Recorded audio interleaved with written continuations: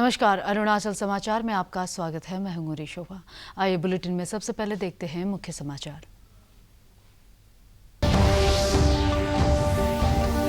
21वें कारगिल विजय दिवस पर युद्ध वीरों को श्रद्धांजलि अर्पित कर रहा है देश। प्रधानमंत्री ने देशवासियों की ओर से कारगिल के वीर जवानों को दी श्रद्धांजलि। राष्ट्रीय समर स्मारक पर रक्षा मंत्री सहित सैन्य अधिकारियों ने वीर जवानों को किया याद।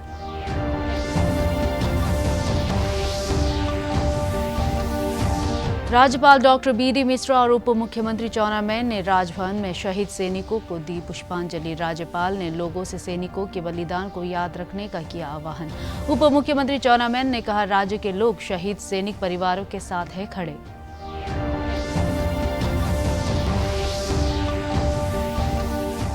राज्य में कोविड पॉजिटिव के 70 और नए मामले दर्ज। राजधानी क्षेत्र ईटानगर से आए सबसे ज्यादा 35 और मामले। राज्य के स्वास्थ्य मंत्री आलो लिबांग ने 5 नए एम्बुलेंस वाहनों को किया विभिन्न जिलों के लिए रवाना।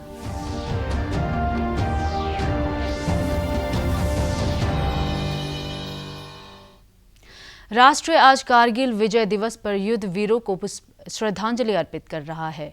यह दिवस 1999 में ऑपरेशन विजय में भारतीय सशस्त्र बलों की सफलता के उपलक्ष्य में मनाया जाता है। इस दिन भारतीय सेना ने कारगिल सेक्टर को पाकिस्तानी घुसपैठियों से मुक्त कराया था। कारगिल युद्ध 60 दिन से भी अधिक समय तक चला। इस दौरान टाइगर हिल पर विजय एक महत्वपूर्ण उपलब्धि थी। भारतीय सैनिकों ने लगभग 18,000 फुट की ऊंचाई पर कठिन परिस्थितियों में यह युद्ध लड़ा। प्रधानमंत्री नरेंद्र मोदी ने कारगिल विजय दिवस पर सभी देशवासियों की ओर से कारगिल के वीर जवानों को श्रद्धांजलि दी है। उन्होंने आकाशवाणी पर मन की बात कार्यक्रम में इन वीर जवानों के साथ साथ उन वीर माताओं को भी नमन किया जिन्होंने मां भारती के इन सच्चे सपूतों को जन्म दिया। श्री मोदी ने कहा कि 21 वर्ष पहले आज ही के दिन कारगिल युद्ध में सेना ने भारत की जीत का झंडा फहराया था। प्रधानमंत्री ने देश के नौजवानों से आग्रह किया कि वे वेबसाइट www.glanteryawards.gov.in पर विजिट करें। इस पर उन्हें वीर पराक्रमी योद्धाओं के पराक्रम के बारे में विस्तृत जानकारी मिलेगी और इससे उन्हें प्रेरणा मिलेगी। प्रधानमंत्री ने कारगिल युद्ध के समय लाल किले से पूर्व प्रधानमंत्री अटल बिहारी वाजपेयी के भाषण का जिक्र किया, जिसमें उन्होंने महात्मा गांधी के एक मंत्र की याद दिलाई थी। आंतरिक कलह से ध्यान भटकाने को लेकर दुस्साहस किया था। भारत तब पाकिस्तान से अच्छे संबंधों के लिए प्रयासरत था, लेकिन कहा जाता है ना, बैरू अकारन सब काहू सौ, जो कर हित अनहित ताहू सौ। यानी दुष्ट का स्वभाव ही होता है हर किसी से बिना वजह दुश्मनी करना। ऐसे स्वभाव के लोग जो हित करता है उसका भी नुकसान ही सोचते हैं। इसलिए भारत की मित्रता के जवाब में पाकिस्तान द्वारा पीठ में छुरा घोंपने की कोशिश हुई थी, लेकिन उसके बाद भारत की वीर सेना ने जो पराक्रम दिखाया, भारत ने अपनी जो ताकत दिखाई, उसे पूरी दुनिया ने देखा। आप कल्पना कर सकते हैं, ऊंचे पहाड़ों पर बैठा हुआ दुश्मन और नीचे से लड़ रही हमारी सेनाएं, हमारे वीर जवान। लेकिन जीत पहाड़ की ऊंचाई की नहीं, भारत की सेनाओं के ऊंचे हौसले और सच्ची वीरता की हुई।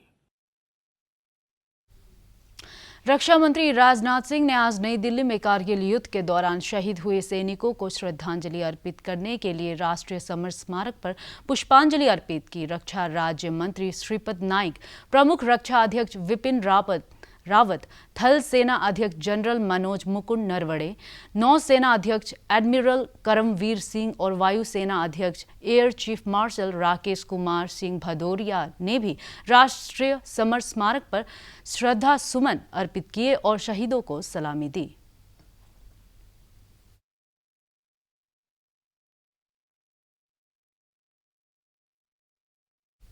कारगिल विजय दिवस की 21वीं वर्षगांठ के अवसर पर शहीद सैनिकों को याद करते हुए राजभवन ईटानगर में एक विशेष कार्यक्रम का आयोजन किया गया। राज्यपाल डॉक्टर बी.डी. मिश्रा, प्रथम महिला श्रीमती नीलम मिश्रा, उप मुख्यमंत्री चाउना मैन और अरुणाचल लोक सेवा आयोग के सदस्य मेजर जनरल GS बिष्ट सहित अनेक वरिष्ठ अधिकारियों ने कारगिल के शहीदों को स्मरण करते हुए उन्हें भावभीनी श्रद्धांजलि अर्पित की। इस अवसर पर कार्यक्रम को संबोधित करते हुए राज्यपाल डॉक्टर BD मिश्रा ने लोगों से बहादुर सैनिकों के बलिदान को हमेशा याद रखने का आह्वान करते हुए कहा कि हम सभी नागरिकों का यह परम कर्तव्य है कि सीमाओं की सुरक्षा कर रहे सैनिकों के साथ खड़े हो।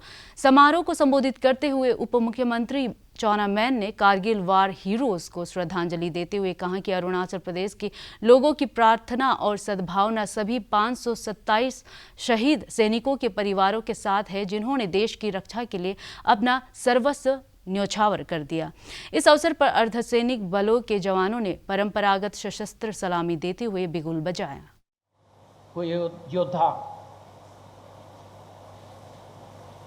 थे और वो आज भी हमारे स्मृति में विराजमान हैं, उनको मैं आज सैल्यूट करता हूँ। मित्रों, कारगिल का जो युद्ध का मैदान था वो आज तक विश्व का सबसे ऊंचा युद्ध का मैदान है। इससे ऊंचा कोई युद्ध का मैदान पूरे विश्व में नहीं है। और यहाँ पर जिन लोगों ने लड़ाइयाँ की 15,000 फीट की ऊंचाई पर, वहाँ पर ऐसे भी बिना कुछ सामान लिए चलना मुश्किल होता है। तिरंगे की शान, भारत माता की आन और अपने रेजिमेंट का शौर्य, इन्हीं तीनों कारणों से ये लोग बहादुरी से उस ऊंचाई पर लड़े और दुश्मन के सामने वीरता दिखाई और दुश्मन को परास्त किया। Our thoughts,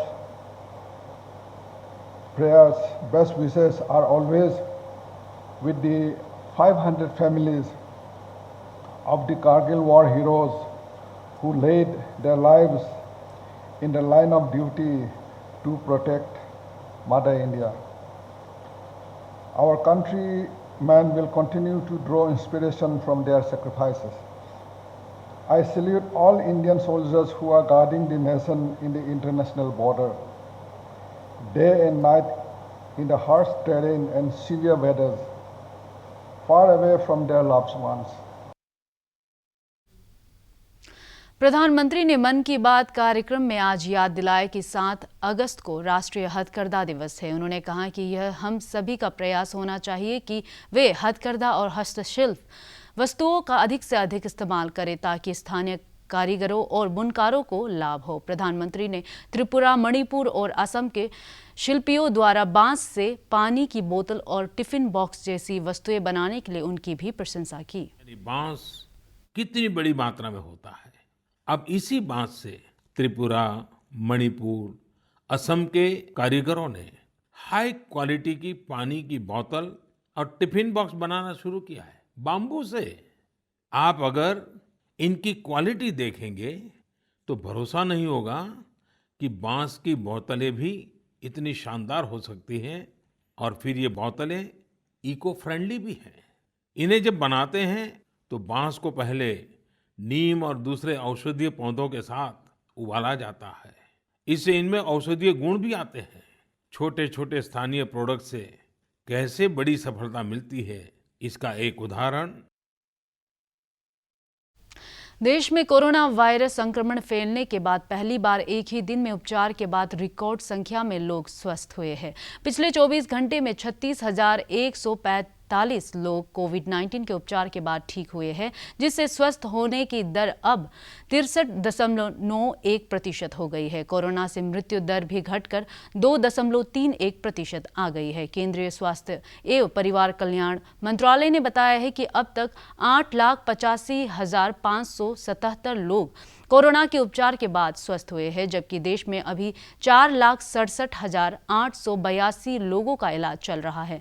मंत्रालय ने बताया कि पिछले 24 घंटे में देश में कुल 48,661 नए रोगियों का पता लगा। इसके साथ ही देश में संक्रमित लोगों की संख्या 13,85,522 हो गई है। कल एक ही दिन में 705 लोगों की मौत हुई है, जिसके बाद देश भर में इस संक्रमण से मरने वालों का आंकड़ा 32,063 हो गया है। राज्य में पिछले 24 घंटों के दौरान कोविड पॉजिटिव के 70 और मामले दर्ज किए गए, जिससे कोविड-19 संक्रमण के सक्रिय मामलों की संख्या बढ़कर 695 हो गई है, जबकि विभिन्न अस्पतालों में इलाज चल रहे 36 मरीजों को इलाज के बाद छुट्टी दे दी गई है। अब तक कोविड से प्रभावित 428 मरीज स्वस्थ हो चुके हैं। प्रदेश में कोविड से अब तक 3 लोगों की जान जा चुकी है।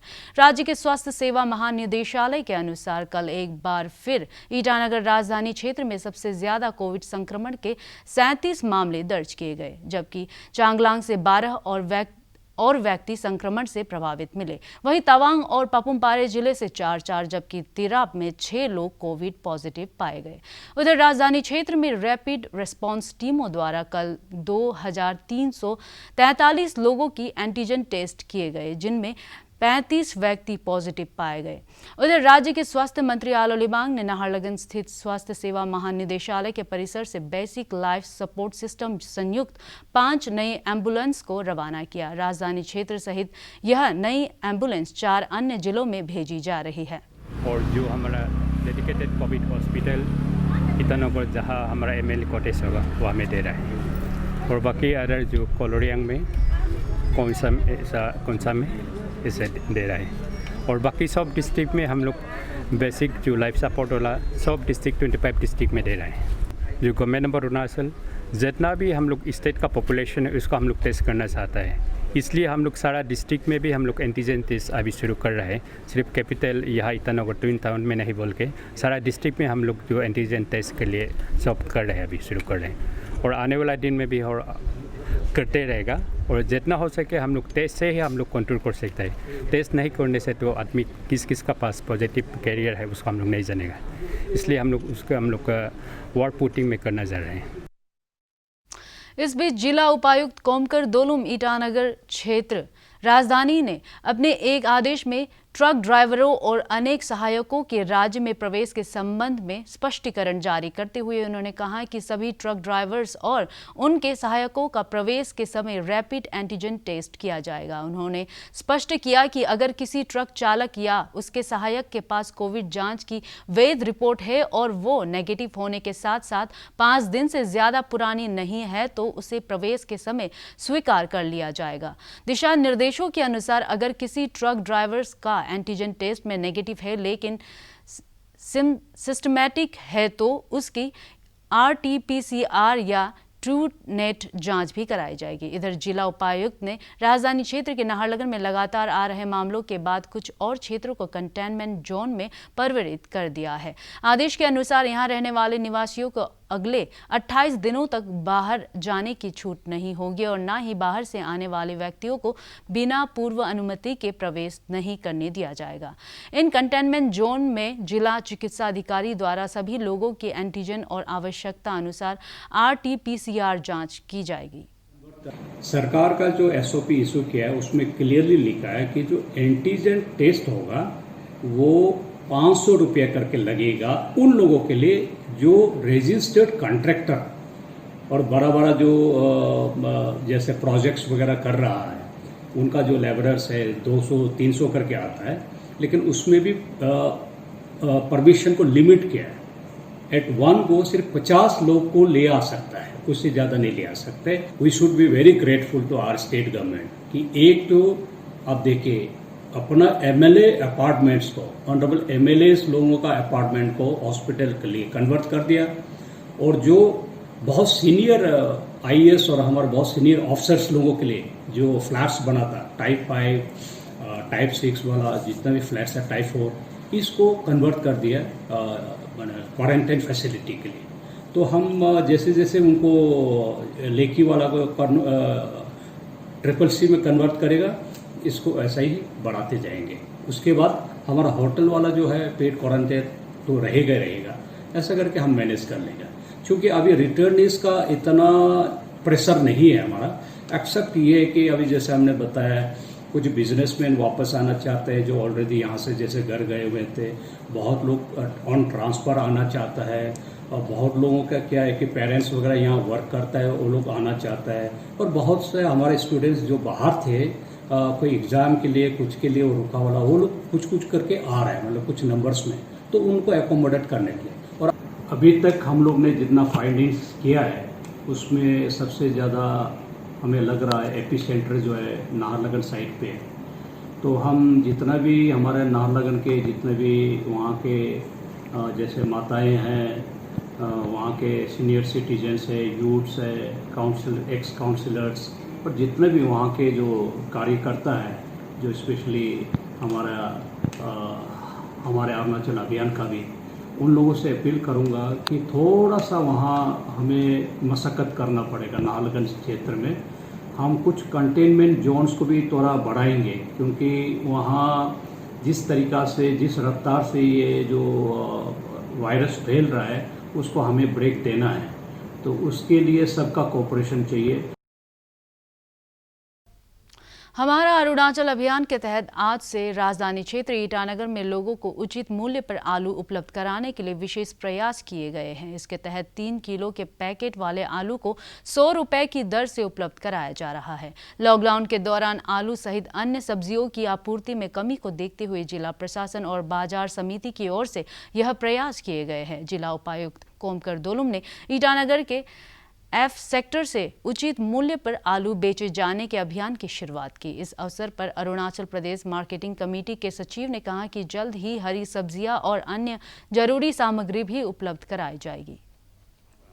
लेकिन काफ़ी जगह से प्रेशर आया कि उपाय नहीं, अभी कम से कम आलू मिलने से चावल दाल और आलू मिला के बच्चा लोग को खिला सकता है, कुछ तो ये होगा। ऐसा करके हम लोग ने इसको आलू को कंट्रोल रेट में। हरियाणा चौथे खेलो इंडिया युवा खेलों का आयोजन करेगा। यह घोषणा खेल मंत्री किरण रिजिजू और हरियाणा के मुख्यमंत्री मनोहर लाल खट्टर ने कल वीडियो कॉन्फ्रेंसिंग के जरिए की। इन खेलों का आयोजन अगले वर्ष टोक्यो ओलंपिक के बाद किया जाएगा। ये खेल पंचकुला हरियाणा में होंगे। श्री रिजिजू ने कहा कि आमतौर पर खेलो इंडिया आयोजन हर वर्ष जनवरी में कराए जाते हैं, लेकिन वैश्विक महामारी के कारण इस बार ये स्थगित करने पड़े। मंत्री ने विश्वास जताया कि जिस समय हम इन खेलों को कराएंगे तब तक यह महामारी समाप्त हो जा चुकी होगी और सभी राज्यों के सहयोग और 10,000 से अधिक खिलाड़ियों की भागीदारी से हम इन खेलों को पहले की तरह आयोजित कर पाएंगे। कौन सा तारीख से कब तक ये महाकुंभ खेलो इंडिया गेम्स हरियाणा में होगा, इसका डेट का घोषणा बाद में हम चर्चा करके इसको करेंगे। जैसे ओलंपिक्स खत्म हो जाएंगे, टोक्यो ओलंपिक्स, उसके बाद हम तुरंत खेलो इंडिया गेम्स पंचकुला हरियाणा 2021 का हम तैयारी करेंगे। असम के धेमाजी जिले के जोनाई क्षेत्र में बाढ़ प्रभावित लोगों के बीच राहत सामग्री लेकर जा रहे 10 लोगों को SDRF की टीम ने डूबने से बचा लिया। जिला प्रशासन के अनुसार कल एक निजी कंपनी की ओर से बेरा छापरी अंचल में 150 बाढ़ पीड़ित परिवारों के बीच राहत सामग्री लेकर टीम के सभी लोग मोटर नौका से जा रहे थे, लेकिन वो नदी में एक पेड़ से टकराकर पलट गई। जोनाई इलाके में तैनात SDRF की टीम को जैसे ही इसकी सूचना मिली, वहां पहुंचकर टीम ने राहत टीम के सभी 10 सदस्यों को सुरक्षित नदी से बाहर निकाल लिया। हमारा नाव बेखुद चला गया और मैं अपने पेड़ पे लटक गया। बस हमारे साथी लोगों ने चिल्ला दौड़ धूप करके फिर अरुणाचल समाचार के आज के अंक में इतना ही। हम कल फिर हाजिर होंगे अरुणाचल और देश दुनिया की खबरों के साथ। आप देखते रहिए अरुण प्रभा। नमस्कार।